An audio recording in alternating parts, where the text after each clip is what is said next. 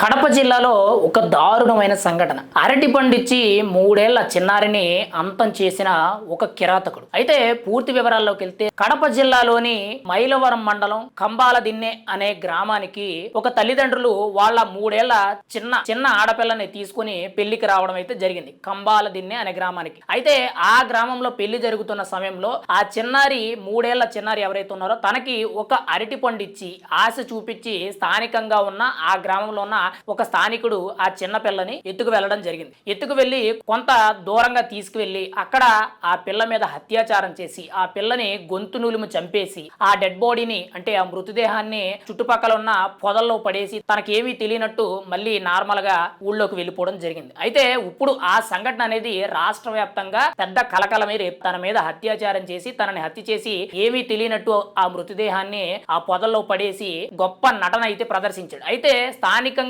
అక్కడ పెళ్లి జరుగుతున్న సందర్భంలో ఆ చిన్నారి తల్లిదండ్రులు ఎవరైతే ఉన్నారో చిన్న పాప కనిపించడం లేదని చెప్పి కొంత ఆందోళన గురవడం అందరూ కూడా వెతకడం అయితే జరిగింది. అయితే పూర్తి వివరాల్లో స్థానికంగా చూసిన వ్యక్తులు కానీ అక్కడున్న కొన్ని ఆధారాలు బట్టి కూడా స్థానికుడిని అంటే ఎవరైతే నిందితుడు ఉన్నాడో ఆ నిందితుడిని పలానా వ్యక్తి ఇలా తీసుకువెళ్ళాడు అనేటట్టు కొన్ని ఆధారాలు దొరకడంతో వెంటనే కూడా పోలీసులకి అప్పచెప్పడం జరిగింది.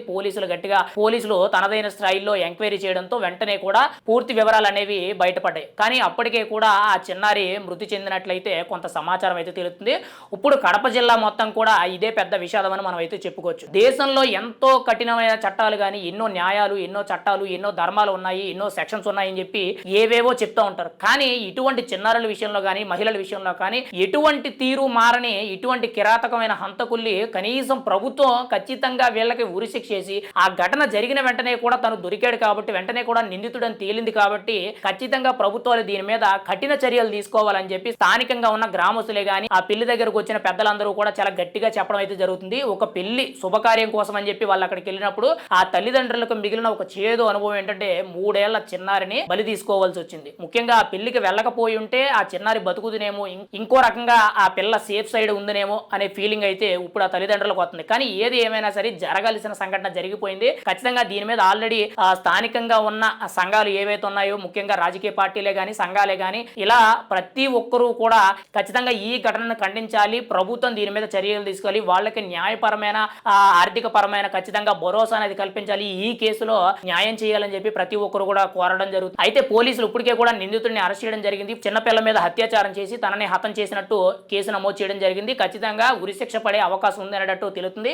ఏది ఏమైనా సరే ఒకవేళ న్యాయస్థానాల చట్టాల నుంచి కూడా నిందితుడు తప్పించుకున్నా కానీ ప్రజల దృష్టిలో మాత్రం ఖచ్చితంగా ఆ వ్యక్తి చచ్చిపోయాడు. రేపటి రోజుల్లో తలెత్తుకుని తిరగలేనంత దారుణమైన పనిచేశాడు. 3 ఏళ్ల చిన్నారిపై ఎంత దారుణంగా అత్యాచారం చేసి తన గొంతు నులిమి చంపేసి ఆ మృతదేహాన్ని చుట్టుపక్కల ఉన్న పొదల్లో పడేసి తనకేవీ తెలనట్టు మళ్ళీ ఊళ్ళోకి వెళ్ళిపోయి అందరితో పాటు నటించడం జరిగింది. ఏది ఏమైనా సరే ఇప్పుడు తెలుగు రాష్ట్రాల్లో ముఖ్యంగా ఏపీలో కడప జిల్లాలో ఇదొక దారుణమైన సంఘటన మనం అయితే చెప్పుకోవచ్చు. ఇటువంటి సమస్యలు పునరావృతం కాకుండా ఖచ్చితంగా ఏపీ ప్రభుత్వం ముఖ్యమంత్రి చంద్రబాబు నాయుడు ఉప ముఖ్యమంత్రి పవన్ కళ్యాణ్ కానీ హోంమంత్రి అనిత గారే కానీ ఏపీ పోలీస్ శాఖే కానీ ఖచ్చితంగా 100% బాధ్యత తీసుకొని ఇటువంటి సంఘటనలు రాబోయే రోజుల్లో జరగకుండా ఉండడానికి చాలా బలమైన కఠినమైన శిక్షలు వేయవలసిందిగా ప్రతి ఒక్కరు కూడా కోరుకుంటున్నారు. ఏది ఏమైనా సరే ఇది ఒక బాధాకరమైన సంఘటన అని మనం అయితే గట్టిగా చెప్పవచ్చు.